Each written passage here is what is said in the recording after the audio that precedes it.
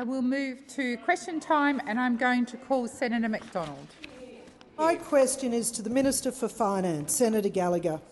Minister, in the Australian newspaper on Saturday, respected political commentator and author Paul Kelly wrote, Minister Gallagher denied misleading Parliament, but the facts told something different. While she had told Senate estimates no one had any knowledge of Higgins' pending revelations, she admitted in her statement that I was provided with information in the days before the allegations were first reported. It is obvious Gallagher misled the Parliament." End quote. Minister, how can Australians trust your government if you won't admit what everybody knows, that you did mislead the Parliament, and why won't you do the right thing and simply correct the record? Thank you, Senator McDonald. Minister Gallagher. Thank you, President. And I refer Senator McDonald to the statement that I made at the beginning of last week on this matter relating to the allegation that I had misled the Senate, and specifically I will say that when it started at Senate estimates on June the 4th, when the Minister for Defence, Senator Reynolds, said that she knew where this started, and then she went on to say she was told by one of your senators 2 weeks before. I took that to mean 2 weeks before the story broke publicly about what you were intending to do with the story in my office 2 weeks before. That is 2 weeks before the story broke publicly. I was shocked by that, and I refer you back to the statement that I gave that goes through this, and then to my statement that I became aware of the details of the allegations being made in the days leading up to them becoming public, and that is the difference. And so I have been upfront and clear with the Senate. I did tell Senator Reynolds at the time in that private meeting, and I think perhaps all of this could have been avoided if that meeting wasn't private, but it was private. It was held outside of the Senate estimates room, but I did say to Senator Reynolds and Senator Ruston at the time that I had been aware of the allegations in the days leading up to them becoming public. Thank you, Minister. Senator McDonald, first supplementary. Minister, in the Australian Financial Review newspaper last Friday, respected senior press gallery journalist Philip Curry wrote, Finance Minister Katy Gallagher was exposed by the text messages as misleading Parliament 2 years ago. Minister, how can Australians trust your government when you refuse to admit that you misled the Parliament? Why won't you just admit you made a mistake and simply correct the record? Thank you, Senator McDonald. Minister Gallagher. Thank you. I'll refer you to my previous answer, and I can't control what people write about this. There has been opinion piece after opinion piece after opinion piece written about the specific issues of the last 2 weeks, and there has been hundreds of opinion pieces written about the matters that led to a lot of change in this workplace. That is the brave and courageous representations by a young woman who used to work in this place and the change that's come from it. There has been so many opinions written. Those opinions vary. I can't control it. What I can control is the information that I provide here to the Senate. I take my responsibilities to the Senate very seriously. There was no mislead from my point of view. I did not know what was going to be made public when Senator Reynolds accused me of knowing that. Thank you, Minister. Senator McDonald, second supplementary. Minister, on the ABC Insiders program on Sunday, June the 12th, award-winning journalist Samantha Maiden said, "I think it's open and shut that she's misled Parliament." Senior gallery journalist David Crowe from the Sydney Morning Herald, Simon Benson from The Australian and James Morrow from the Daily Telegraph have all said you misled Parliament. Minister, why do so many of the country's most experienced political observers agree that you misled the Parliament while you refuse to make that admission? Why won't you correct the record? Thank you, Senator McDonald. Minister Gallagher. Thank you. Well, I refer you to my earlier answer, I cannot control what other people write about this.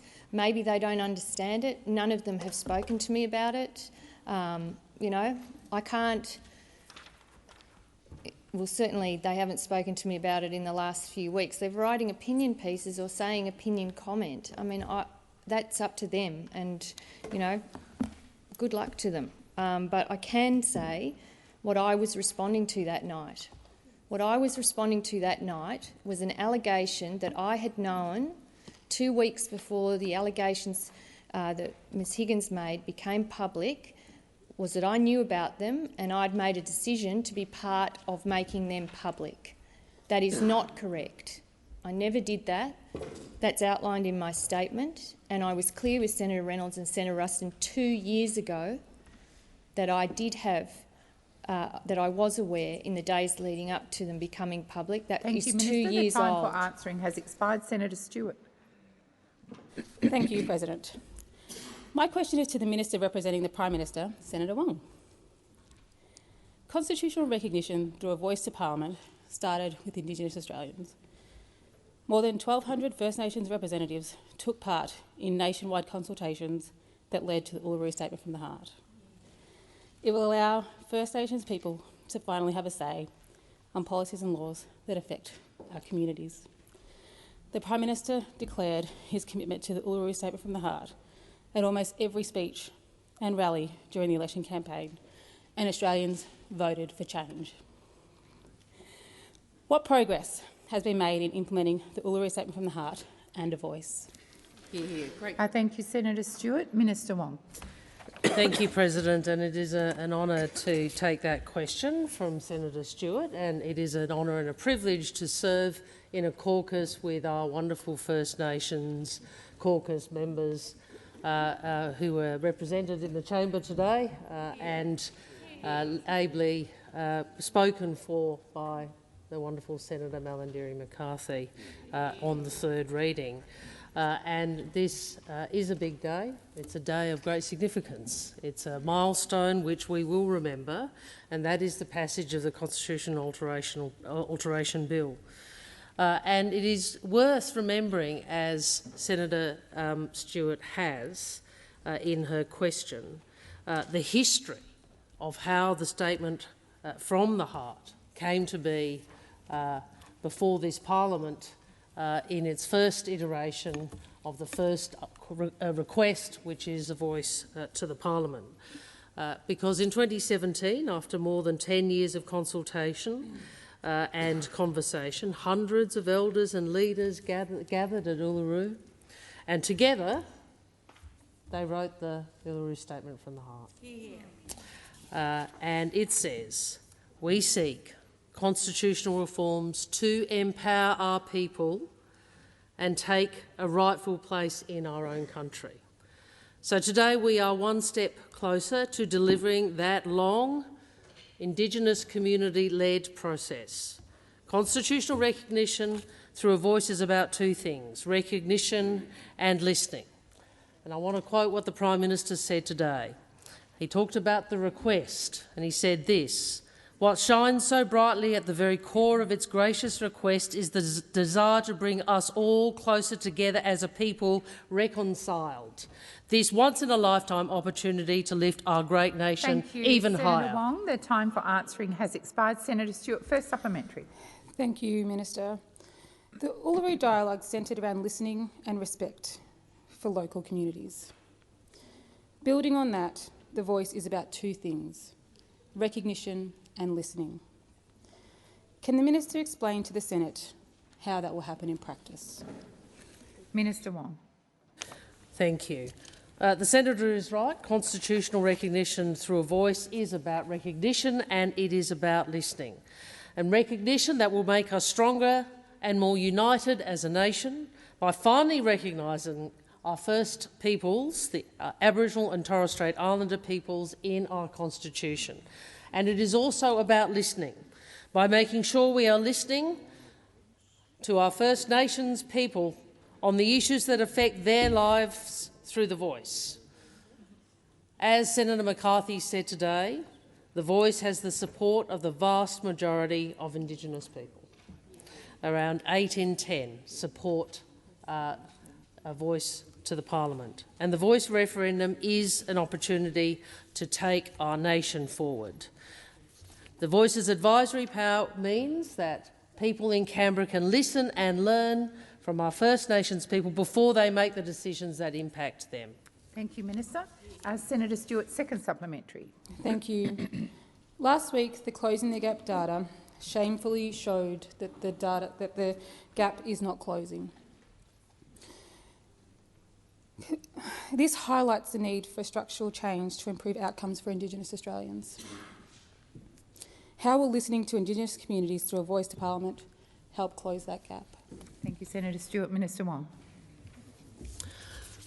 Thank you, President. Thank you to Senator Stewart, not just for these questions but for the work you've done in your community. And I think there's a pretty basic principle here that if you work with people, if you work with rather than do to, you usually get better outcomes. You usually get better outcomes. And as Senator Stewart said, we have 4 out of 19 closing the gap targets on track. Well, if we need any evidence that more of the same isn't good enough, I would have thought that would be it. Life expectancy not on track, Indigenous babies born with a healthy birth weight not on track, Indigenous people finishing year 12 not on track, and we have to do things better, and that means working together. And the benefit of the wisdom and insights of our Aboriginal and Torres Strait Islander Australians across this country, our fellow Australians, this is about ensuring we can make lasting change together that can help us close this gap. Thank you, Minister. Senator Scarr. Thank you, President. My question is to the Minister representing the Attorney-General, my fellow Queenslander, Senator Watt.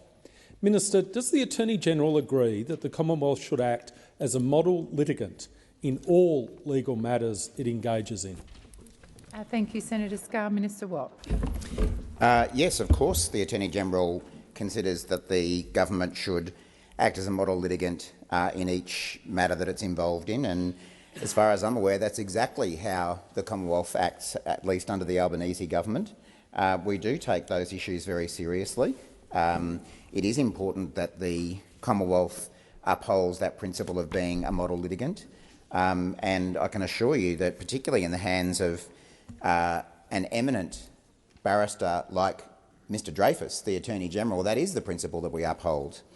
I know that we haven't always had Attorneys-General in this country who have Mr Dreyfus's standing, both as a lawyer and as a person of principle, but we're very fortunate, I think, at the moment to have an Attorney-General who conducts himself in an appropriate way. I think it's excellent that we have an Attorney-General who, if asked to cooperate with the police, would do so, unlike previous occupants of this role.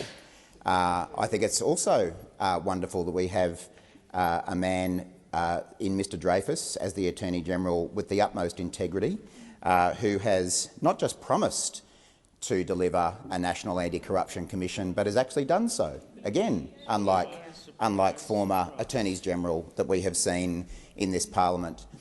So yes, I suspect that we're leading to a particular matter, and I'll be happy to answer Senator Scarr's question about that. But of course this government takes its responsibilities to act as a model litigant seriously, whether we're talking about that in civil proceedings against the Commonwealth, whether we're talking about it in proceedings that the Commonwealth elects to join or intervene in. It is always important that the Commonwealth upholds its responsibilities to be a model litigant. Thank you, Minister Watt. Senator Scarr, first supplementary. Thank you, President. I might note that the Minister might do well to read judgments of the court before casting general slurs against previous occupants of the office. Minister, did the Commonwealth or its legal representatives always act as a model litigant during the mediation and settlement of the Ms Brittany Higgins claim against the Commonwealth? Thank you, Minister Watt. Well, I was wondering which case we were going to be talking about, and I actually thought that not only Senator Scarr but that coalition senators might have realised that after the way last week turned out for them, they might wish to move on to other topics. But unfortunately, we see the coalition intent on continuing its pursuit of Ms Higgins through the parliament.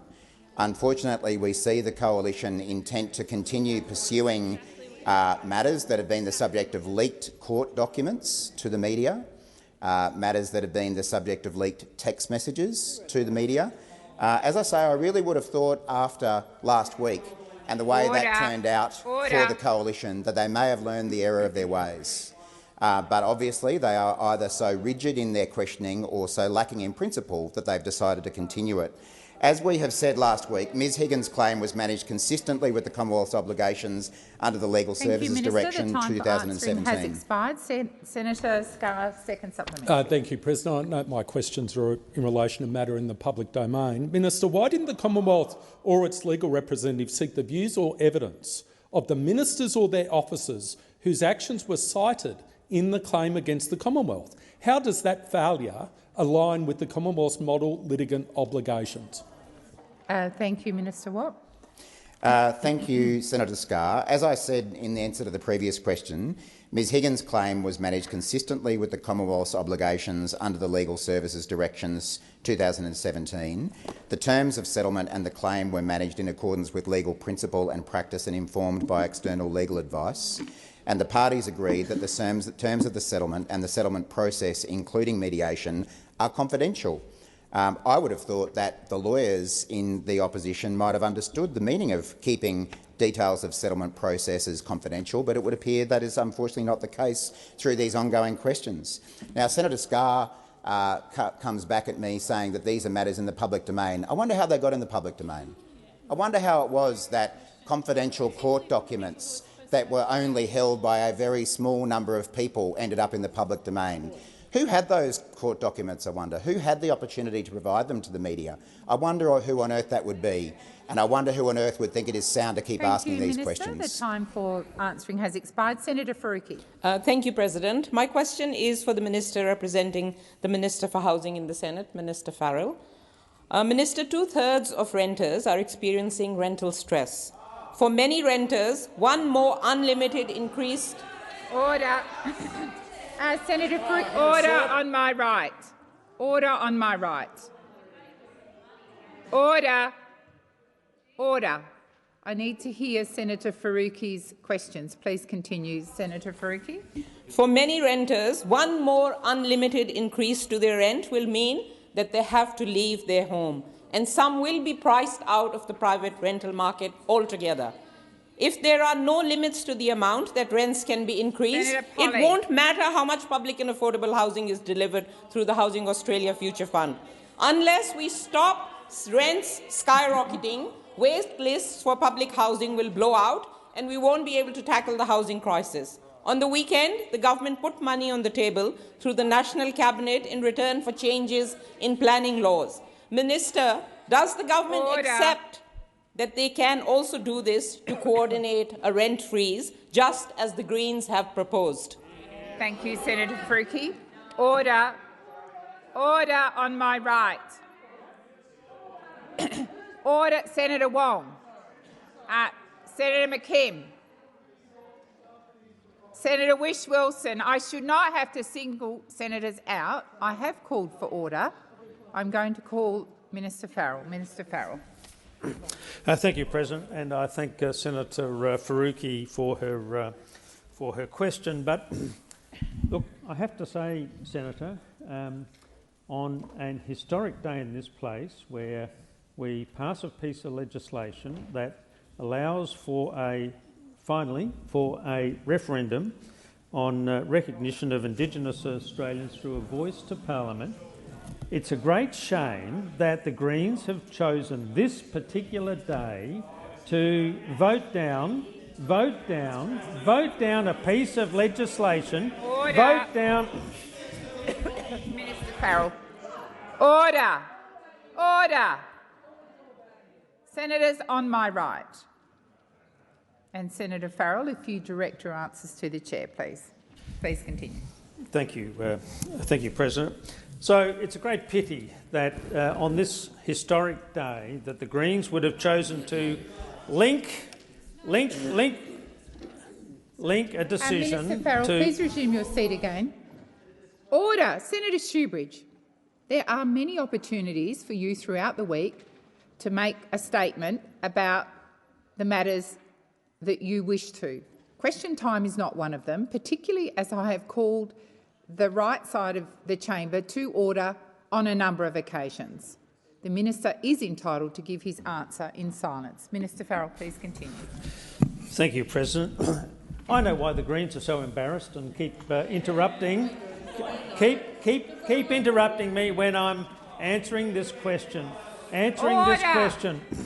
I know why Senator Shoebridge is so. Minister Farrell, please resume your seat. Please continue. I know why the Greens are so embarrassed about what's happened today, because shame on you. You had an historic opportunity today to vote with the Labor Party to start. Senator Farrell, please resume your seat. Senator Whish-Wilson. Point of order, President. You just directed Senator Farrell, who's ignored your direction as chair, not to address the Greens directly. Thank you, Senator Whish-Wilson. I will draw that to Minister Farrell's attention. I have also spent a considerable part of the answer calling order across, particularly on the right and to the back of the chamber. I'd ask all senators to respect the directions I give. Minister, thank you. I will direct my response to you, President, in light of that direction, because I know that you know that what I'm saying about what the Greens did today in alliance, in cooperation, what I earlier today described as an axis. Minister Farrell, please resume your seat. Senator, order.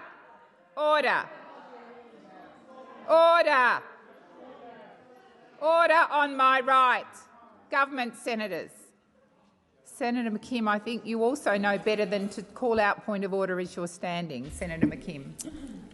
Thank you, President. I do have a point of order, which is that Senator Farrell is reflecting on you as the President when he says that he knows that you know something, President. I ask you to require him to withdraw it. Senator McKim, it was not a reflection on me. Please continue, Minister Farrell. Look, I understand, President, why the Greens are so embarrassed and don't want me to answer. Minister, the time for answering has expired. Senator Faruqi, first supplementary.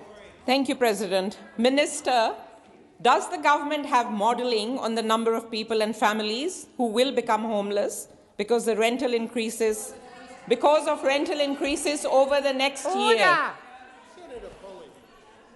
Have you finished your question, Senator? I have. Faruqi, thank you. Before I call Minister Farrell, I'm going to remind government senators, Senator Wong, to listen respectfully to the minister's answer. Minister Farrell. President, I unfortunately, because there was so much noise, I actually didn't hear the question. I wonder whether Senator Faruqi could repeat her first supplementary. Senator Faruqi, please repeat your supplementary. All the noise was from your side, by the way. Minister, does the government have modelling on the number of people and families who will become homeless because of rental increases over the next year? Thank you, Senator Faruqi. Minister Farrell. Thank you, President. Well, can I say this to Senator Faruqi? We don't need modelling to tell us that there's a serious problem with housing and homelessness and rentals in this country. We know after 9 years of failing to do anything about it, we are finally doing something about it.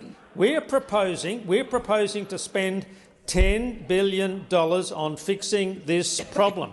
Oh, yes, I can repeat that figure, $10 billion. $10 billion. Some of that money will go to women and children in crisis situations. Some of that money will go to veterans. Some of that money will go to assisting Indigenous Australians. But the reality is all of that money is going to help solve the problem of homelessness, rental accommodation costs. Thank you, Minister Farrell. The time for answering has expired. Senator Faruqi, second supplementary. Thank you, President. Minister, is it the government's position that rental increases of any amount should be legal? Thank you, Senator Faruqi. Minister Farrell.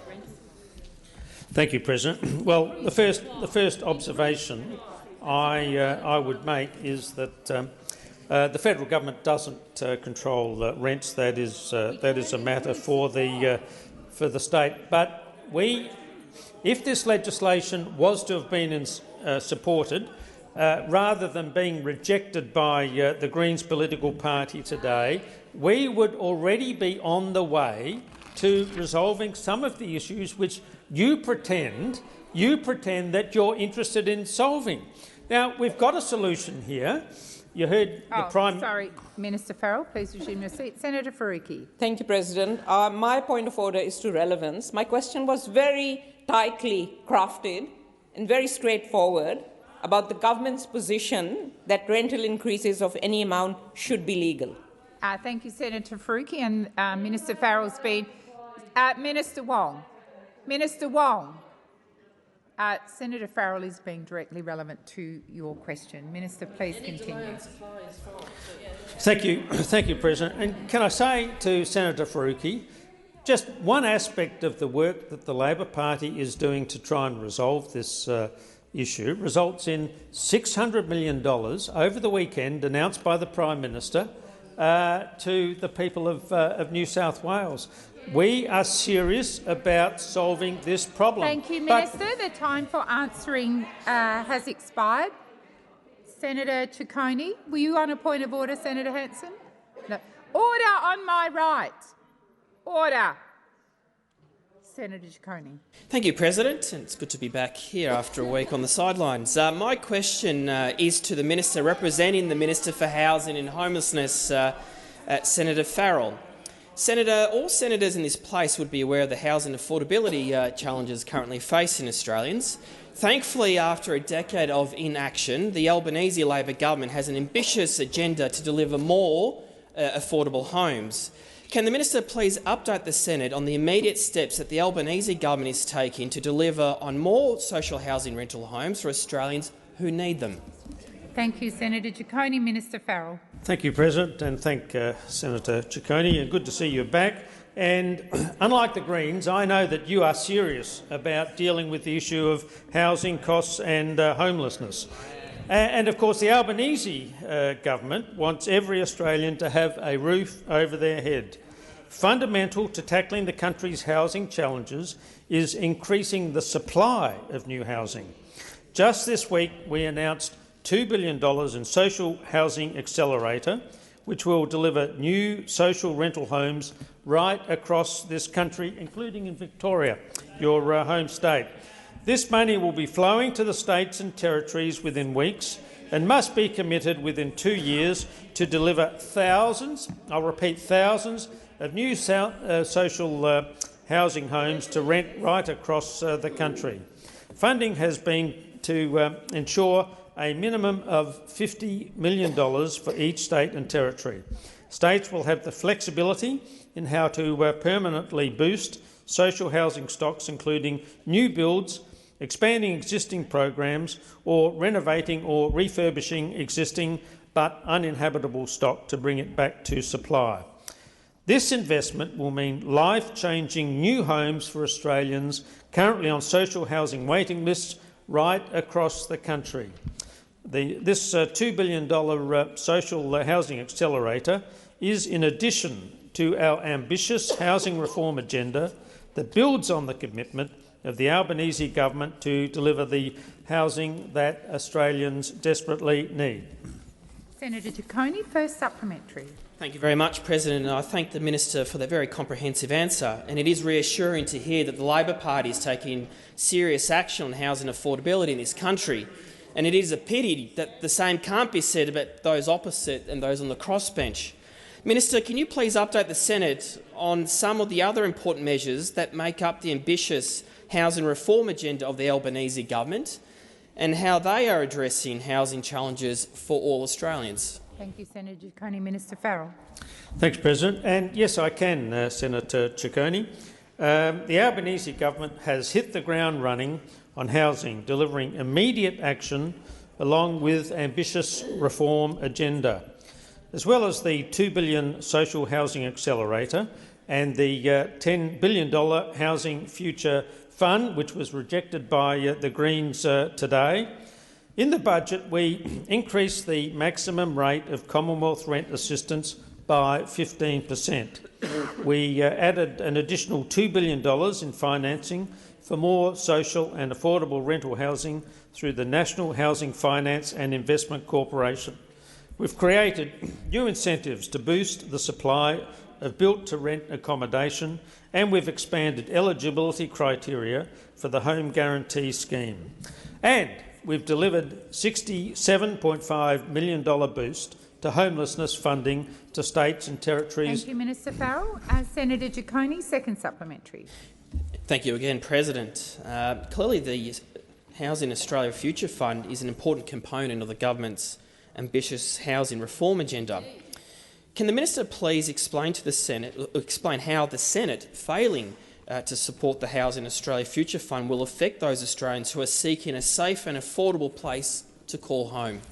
Thank you, Senator Ciccone. Minister Farrell. Thank you, President. Yes, I can, Senator Ciccone. And let's be clear, the decision today by the Greens, along with their partners, the Coalition, rejected the bill to establish the Housing Australia Future Fund.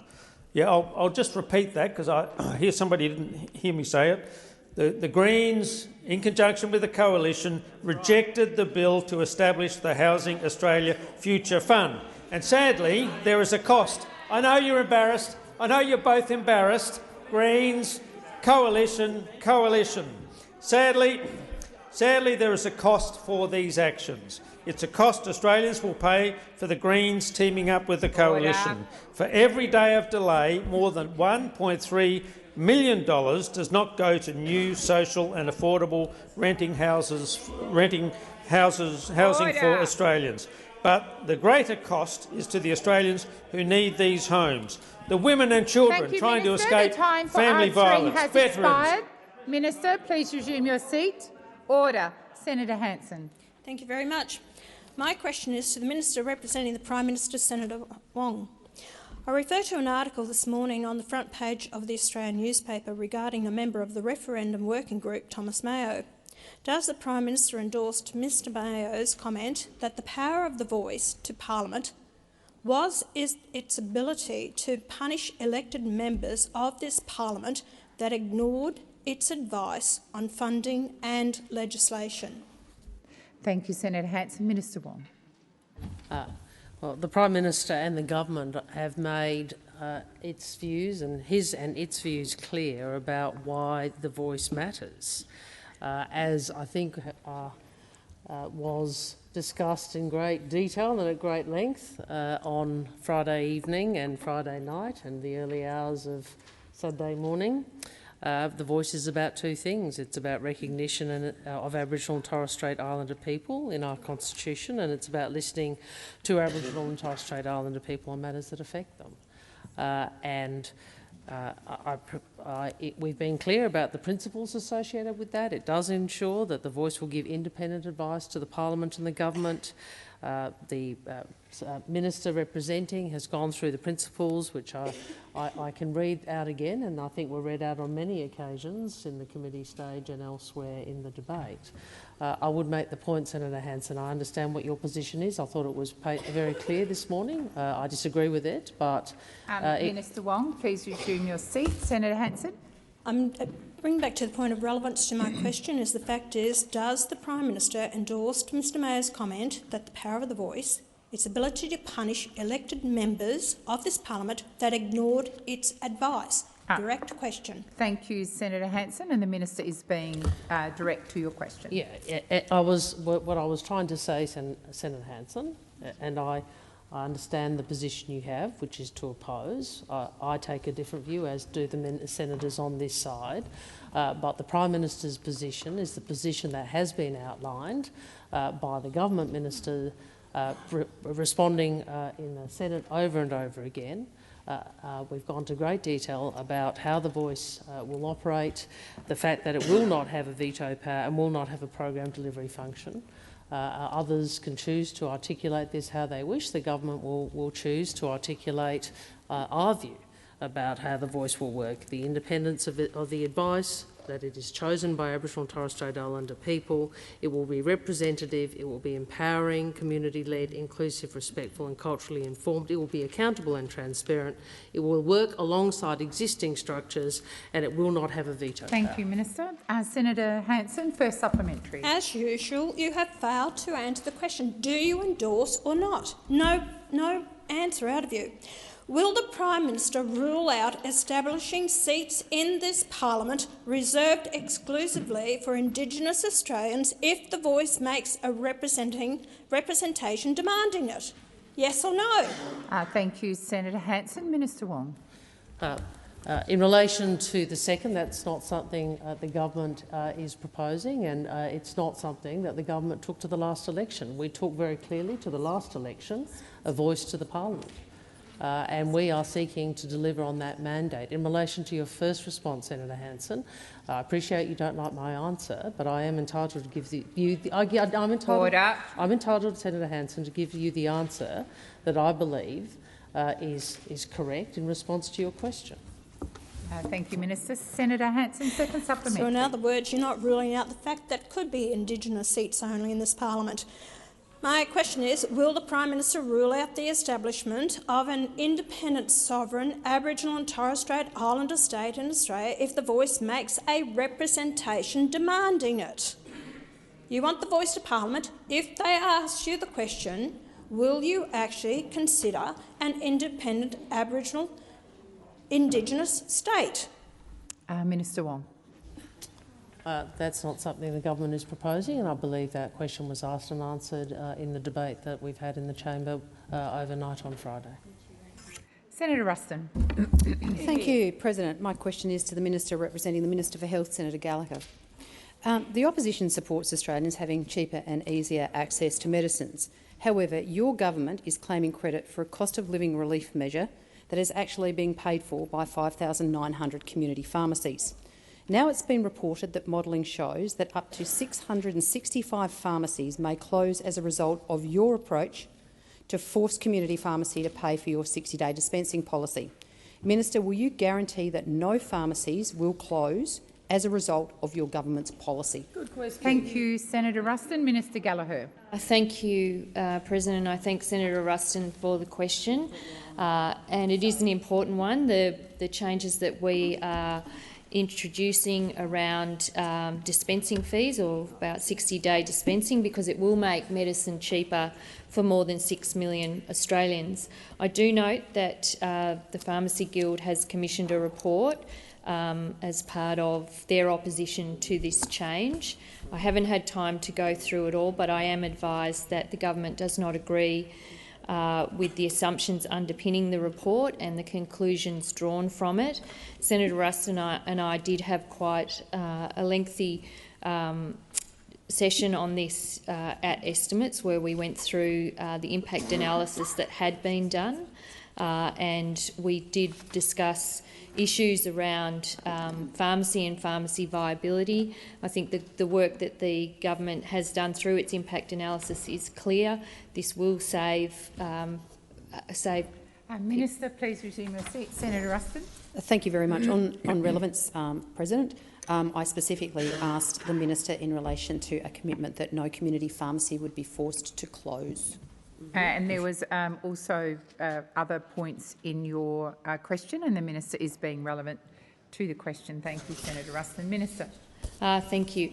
Well, the government is keen to work with the pharmacists, community pharmacists. We want a strong and viable community pharmacy sector right across, or industry right across Australia. We remain open to talking with all pharmacists about the implementation of this change, but I would say that this change has been recommended since 2018, I think, 2017, 2018, when it was from expert advice that this change should come in, that people could save money for a select group of medicines, for a select group of patients where their doctor approves it, that they would have to do less trips to the pharmacy. Senator Ruston. Thank you, President. Once again, on relevance, I was not asking about the support that this was giving to Australians. In fact, I made the comment that the opposition supports cheaper and easier access to medicines. I was merely asking the minister to confirm or deny whether any pharmacies will close as a result of this policy. You made reference to that report, and the minister has also made reference and is being directly relevant to your question. Minister, please continue. Well, thank you. The government is investing $1.2 billion into pharmacies for ongoing programs to make sure that they can continue to do what they do and, in fact, grow the services they offer. And we want a strong and viable community pharmacy sector. The time for answering has expired. Senator Ruston, first supplementary. Thank you, President. As reported today, 20,000 pharmacy jobs may be lost and access to free medical services at local pharmacies may be ripped away from vulnerable Australians as a result of Labor's 60-day dispensing policy.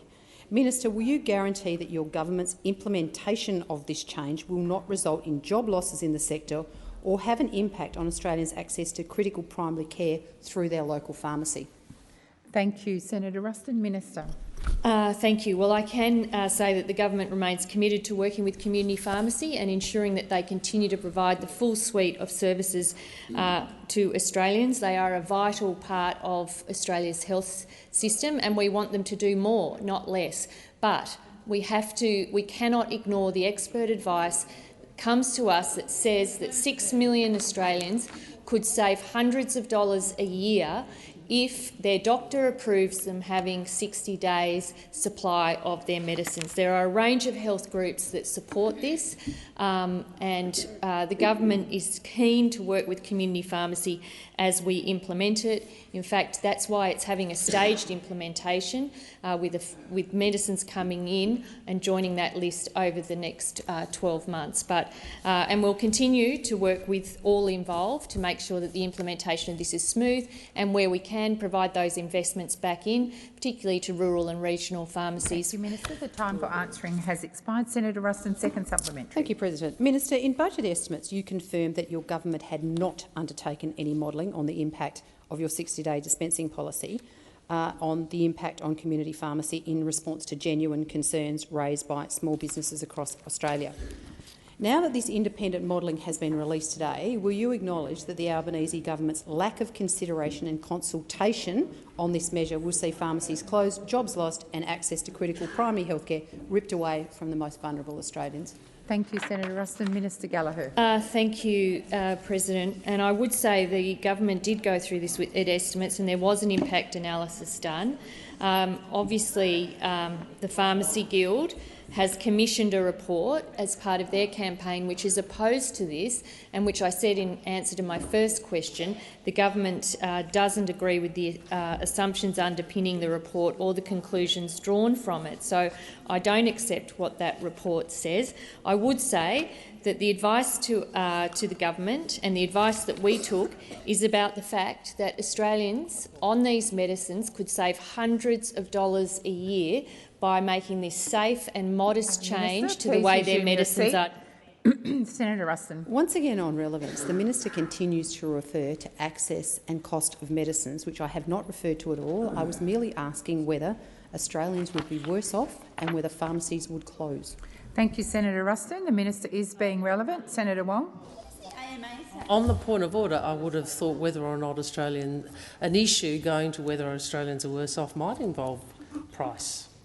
I know the opposition might find that difficult. Senator Wong, I have responded to Senator Ruston's point of order, and I've said that the minister is being relevant. Minister. Order on my left. 6 million Australians will be better off if they take up the opportunity that comes, or if their doctor approves it, that they would be able to access 60 days as opposed to 30 days for a limited group of medicines. They will save hundreds of dollars a year. We think it's an important cost of living measure. Thank you, Minister. Senator Cox. Order. Order. I have a senator on her feet.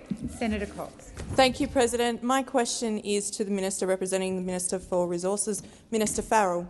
Minister, in the 23-24 budget, there was a commitment for $12 million over 3 years for a review of the environmental management regime for offshore petroleum to ensure it's fit for purpose. This will include consultation of all offshore projects, including with traditional owners and First Nations people. This review quietly kicked off at the end of May. Minister, how is the government advertising this review to ensure that a wide range of voices are heard, including First Nations people? Thank you, Senator Cox. Minister Farrell. Thank you, Chair, and thank the senator for her question. Well, of course, you know, all of the decisions which this government takes to the election, we carry through on. And you'll recall earlier today, we put up a vote to have a referendum on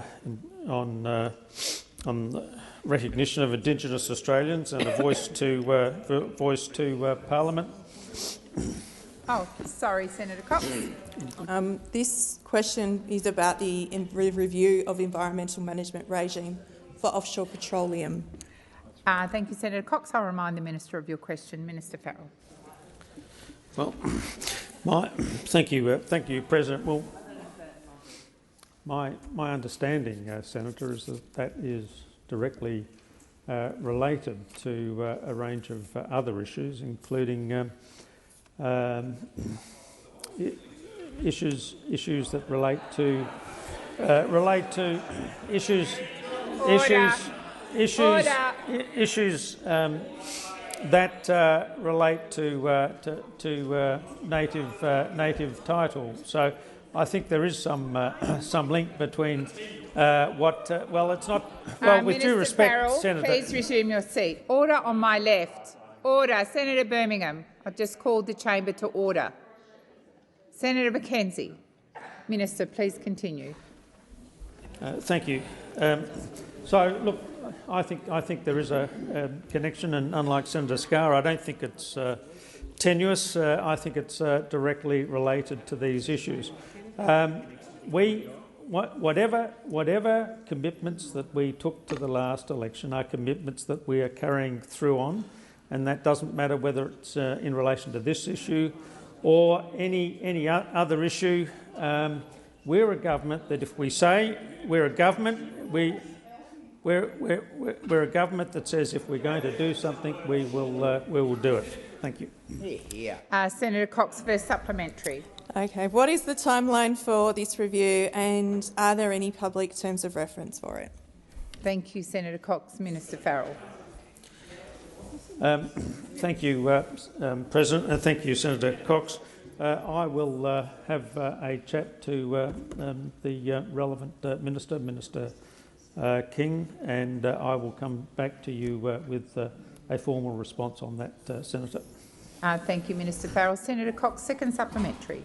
Can you outline what the expected outcomes of this review, and how will it take into consideration important legal precedences such as the historic Barossa case determination in the Northern Territory?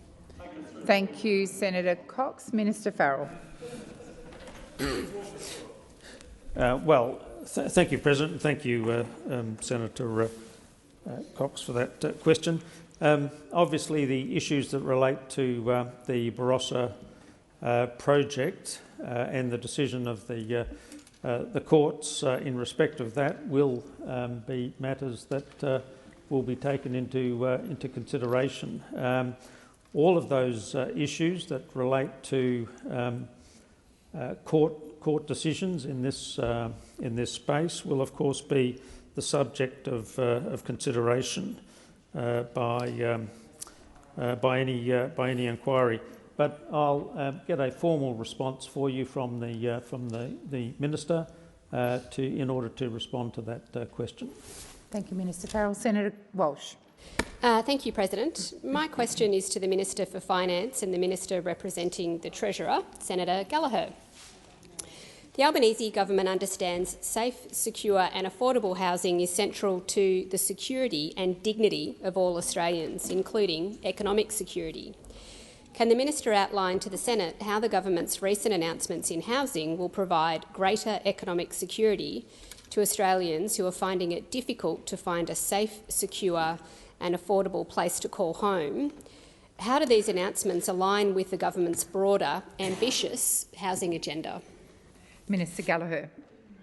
Thank you, President. I thank Senator Walsh for the question and for her advocacy on matters relating to housing and housing affordability, particularly in Victoria, where I note the announcement on the weekend will mean that your good state will receive in the order of just under $500 million so that there's extra investment going into affordable and social housing in the state of Victoria.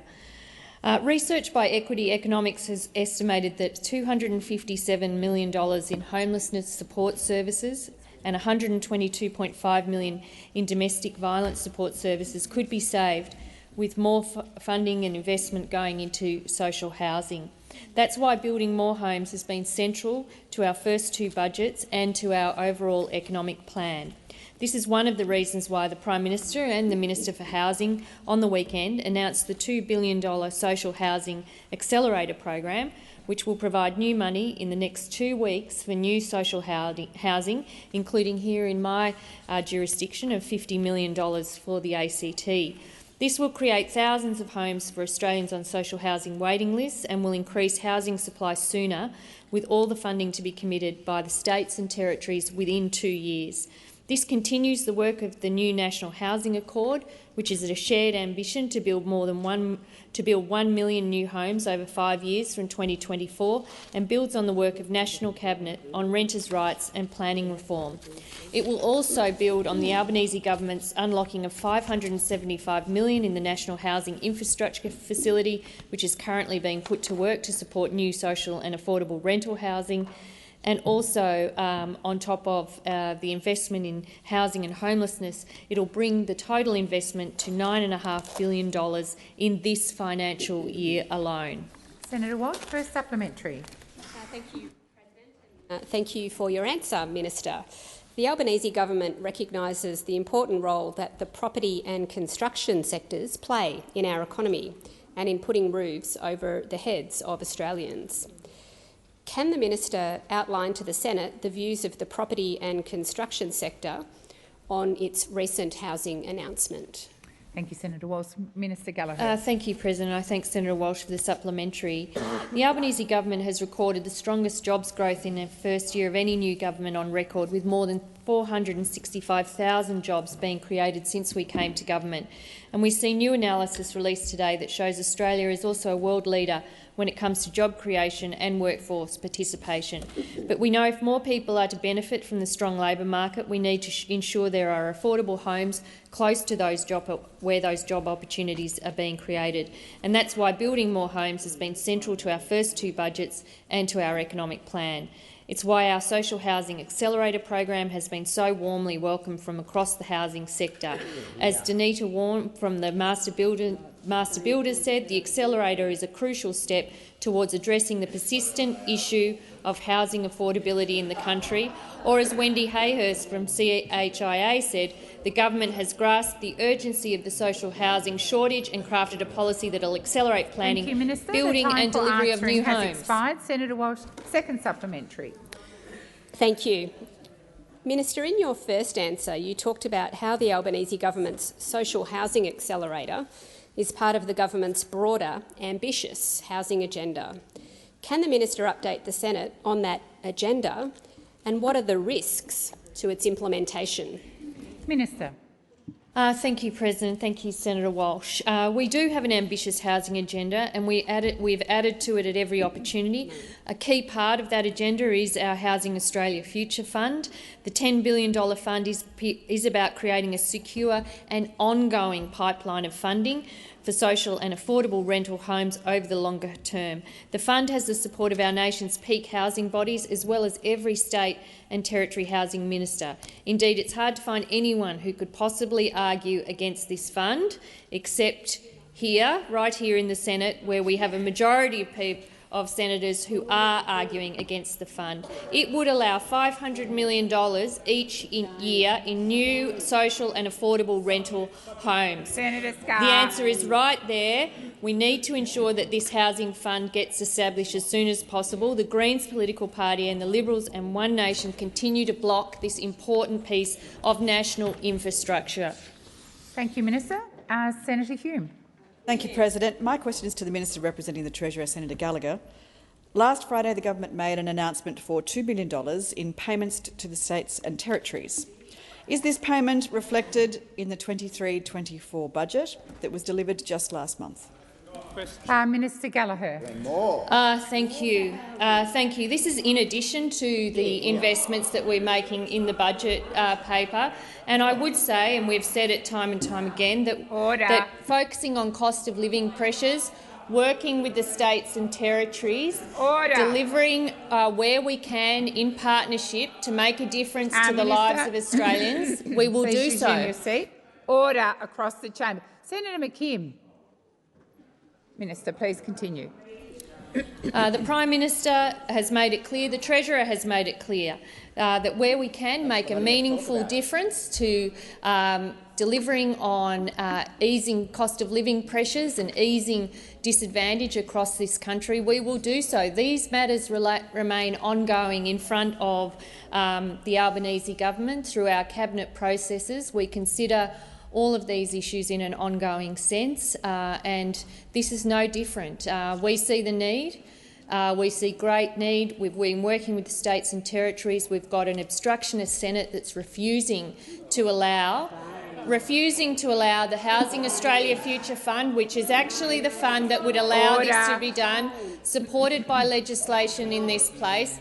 We've got states and territories advocating on their behalf about the pressures that they are under, and you've got a Commonwealth that wants to work with states and territories to deliver on outcomes for the Australian people. I know this is a novel approach, yes it is, considering the previous decade where the Commonwealth often didn't work in partnership with the states and territories, but this is a big priority for the states and territories. Now they have to deliver. They need to deliver on that. They have 2 years to deliver on that.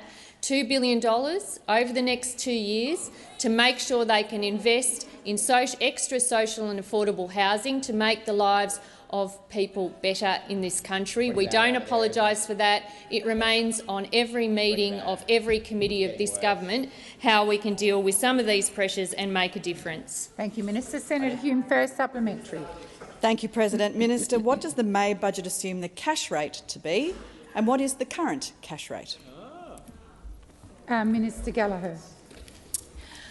Well, I'm not sure how that relates to the first question. Well, I'm not entirely sure that they flow on from each other. One on the national or the social housing affordability accelerator, but the cash rate is 4.1, and I believe the budget was, and I'll correct this because I don't have it right in front of me, was 3.85. From memory, that is what it is, and those forecasts will be updated in the normal way, in the usual fashion, as they are and as they do for every budget in the next economic update. Minister Wong. President, I ask that perhaps.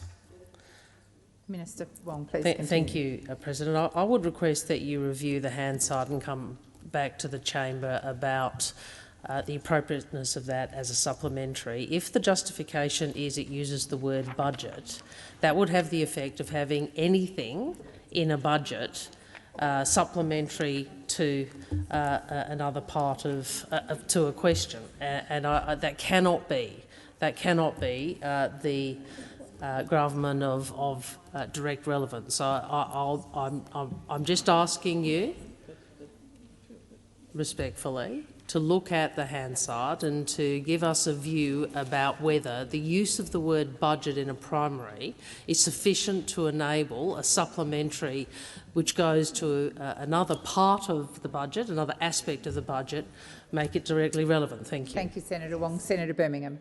Thanks, President. President, to make a submission on Senator Wong's point of order that you're going to consider, can I put 2 points to you? The first relates specifically to this question being asked of Senator Hume, and that is, I think you will find when you review it, both the primary question and the first supplementary question went to the accuracy of budget forecasts. The primary question did not make any comment or seek any response in relation to the policy propositions that the $2 billion was allocated for. It was about the accuracy of budget forecasts, as was the first supplementary. And so I think you will find that indeed they clearly are related. The second point I would make, though, is that in Senator Wong speaking about tangential relationships, if the word budget is there, is that sufficient for further supplementaries? I would note that in many answers given, ministers take one word out of a question, one particular title out of a question, and use that as their defence for direct relevance, even if it is not actually clearly directly responding to the question that has been asked. And so it is quite a stretch in relation to the argument being offered by Senator Wong in this regard. If indeed we want to have a tighter ruling in relation to questions, the opposition would certainly welcome a tighter ruling in relation to direct relevance of answers. Thank you. Order. Order. Thank you, Senators Wong and Birmingham. Well, I will certainly review that tape and come back to the chamber. Senator Gallagher, you had 11 seconds. Senator Hume, second supplementary. Thank you, President. This government has put forward forecasts in the budget that haven't lasted a month, has spent money that it hasn't accounted for just a month ago. And although the Treasurer told Australians in October that inflation was public enemy number one and the dragon we needed to slay, prices have continued to rise unabated. Minister, how can Australians trust this government and what it says about the economy when its own budget is so out of date just 1 month after it was delivered? Thank you, Senator Hume. Order.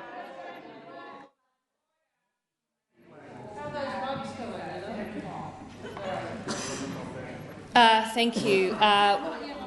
Well, as I said, the forecasts will be updated as they always are and as they were under your government. And I would say Australians can trust this budget because there's $5.7 billion going into strengthen Medicare. There's $1.5 billion going into the energy price relief plan, which you voted against.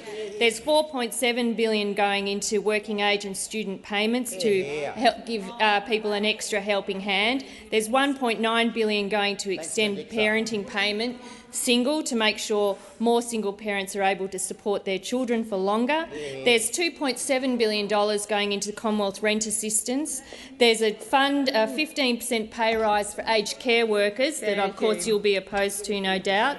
There's money going into making sure Australia is a renewable energy superpower. And there's money to support outcomes for Indigenous Australians. And yes, we have increased our offer on social housing because we believe in it. Minister, the time for answering has expired. Minister Wong. Thank you, President. I ask the further questions be placed on notice.